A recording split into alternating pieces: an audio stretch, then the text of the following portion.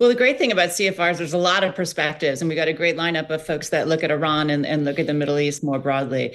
But I think what we are seeing from lots of those scholars is, looking at this, and this is one of the most difficult situations. And this is partly why the United States, for years, there's been tensions with the Iranian regime, but nobody went to war because it was such a pickle to get out of. And we're seeing that. We're seeing that this asymmetric warfare, basically, which the United States has a long history with, we're in that right now, where they can shut down the Strait of Hormuz with some drones, with some fast Right. boats, even if we have the most powerful Navy in the world. Nate Swanson, just publishing, is a resident senior fellow. That means he gets her coffee. He gets Shannon O'Neil's coffee is what that means. Okay, seriously, a director for Iran for the National Security Council. I mean, Nate Swanson publishing this morning, Shannon O'Neil, Trump is still underestimating Tehran's resolve. Fold the cultural aspects of Persia, the Levant, and America into the debate.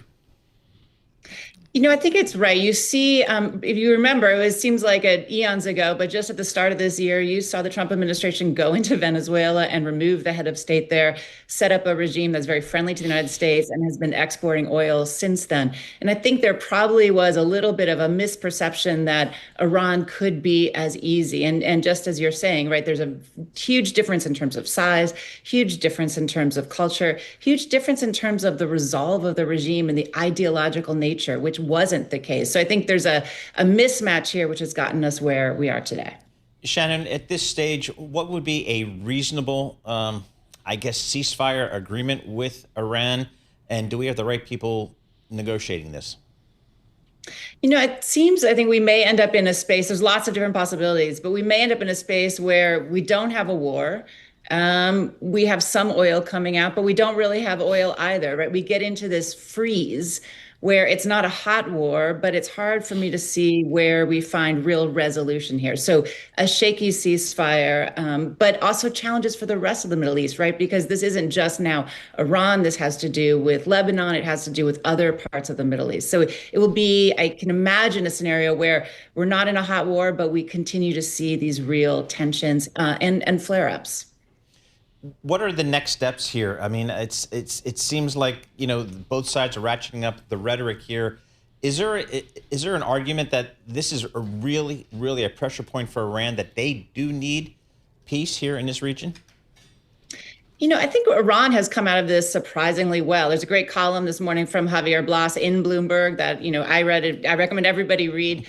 But the idea here is, in the end, they kind of came out winning. Yes, they have had real challenges. There have been, leaders killed and the like, but they're selling more oil. They're making more money on the international markets, and they've been able to consolidate control in Iran. I think the interesting thing here is, while it's the United States and Iran that are negotiating here, the countries that have been hit hardest by this are those in Asia, right? In many of these countries, in the Philippines and they're really having a hard time keeping the lights on, because they are the countries that took the oil, that took the natural gas, and that really took lots of the petrochemicals, the helium. Asian supply chains depend on a lot of what comes out of the Middle East. So that is an area of the world that is being hit hardest, even if they're not right at the negotiating. Let's do the headlines right now with Dr. O'Neil, folks. I mean, this is the Telegraph in London. Love their work. Really current, like T-Live for Bloomberg as well.